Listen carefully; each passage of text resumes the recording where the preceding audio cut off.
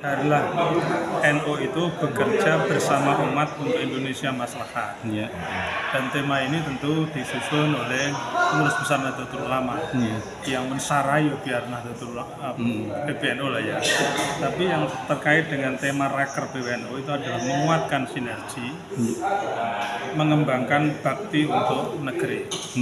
Jadi seperti tadi disampaikan oleh Ketua Tanfidiyah bahwa NU ini konteksnya adalah membangun ukhuwah dan melakukan berbagai macam kemitraan termasuk juga supporting terhadap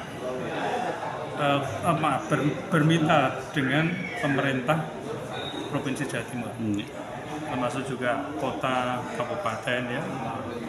Dan oleh karenanya tadi Pak Wakil Gubernur Jawa Timur terpilih diminta untuk menyampaikan apa sih sesungguhnya peran NU dalam konteks mendukung pembangunan Provinsi Jawa Timur itu. Tadi sudah disampaikan sehingga rapat kerja atau praraker hari ini di samping juga menangkap terhadap atau mensinkronisasi terhadap program-program strategis Provinsi Jawa Timur dengan program-program Nahdlatul Ulama atau program-program Nahdlatul Ulama bersinergi dengan program-program pemerintah Provinsi Jawa Timur. Sehingga untuk 5 tahun ke depan, paling tidak untuk 1 tahun ke depan, ini sudah bisa apa saja yang bisa dilakukan secara bersama-sama. Tapi ingat bahwa NU ini konteksnya adalah konteks pemberdayaan, NU ini konteksnya adalah konteks untuk pendampingan terhadap masyarakat, apalagi masyarakat Jawa Timur mayoritas adalah Nahdlatul Ulama. Begitu. Ya. Untuk di sektor pendidikannya sendiri, Prof? Di sektor pendidikan tentu peningkatan kualitas sumber daya manusia menjadi bagian yang tidak terpisahkan ya. Kemudian bagaimana kurikulum yang adaptif, bagaimana membawa lembaga pendidikan memiliki reputasi bukan sekedar nasional dan internasional, dan kemudian juga lebih jauh dari itu juga bagaimana di era teknologi informasi ini menjadi sarana untuk mengintegrasikan lembaga pendidikan ini dalam konteks global dan juga baik sinergi dari berbagai sisi ya. Manajemennya berbasis pada teknologi informasi itu. Kemudian juga perguruan tinggi ini harus lembaga pendidikan ini harus inklusif dan memiliki aksesibilitas yang luas dalam konteks untuk pengembangan pendidikan baik mulai dari sekolah dasar sampai pada perguruan tinggi. Baik, harapannya Prof di yang HUT yang ke-102 ini, Prof. Ya, HUT yang ke-102 ini harapan kami posisi Nahdlatul Ulama seperti yang banyak dikembangkan dan pemikiran-pemikiran yang disampaikan oleh Ketua Umum Pengurus Besar Nahdlatul Ulama Gus Yahya, yaitu sebagai partner pemerintah, karena posisi NU ini sudah seperti lembaga pemerintahan yang telah memiliki lembaga-lembaga yang searah dengan pemerintahan. Bahkan sekarang Gus Yahya juga sudah mengembangkan jejaring internasional dalam konteks untuk membangun peradaban.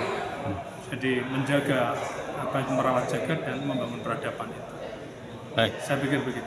Baik, terima kasih, Bro. Ya, sama-sama. Pikiran untuk melakukan imajinasi dan pemikiran. Tapi nggak jarang juga yang akhirnya bukan berimajinasi malah ngantuk. Malah nggak perhatikan.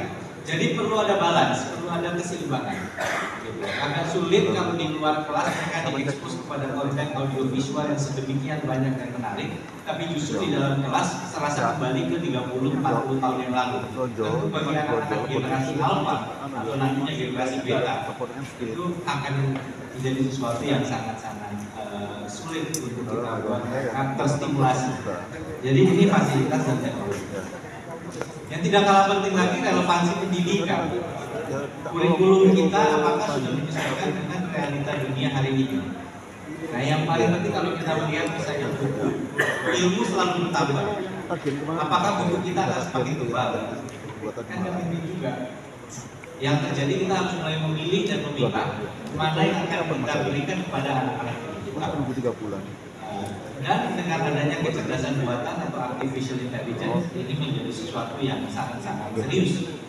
apakah kemudian kita harus memperkuat elemen atau sisi-sisi yang lain.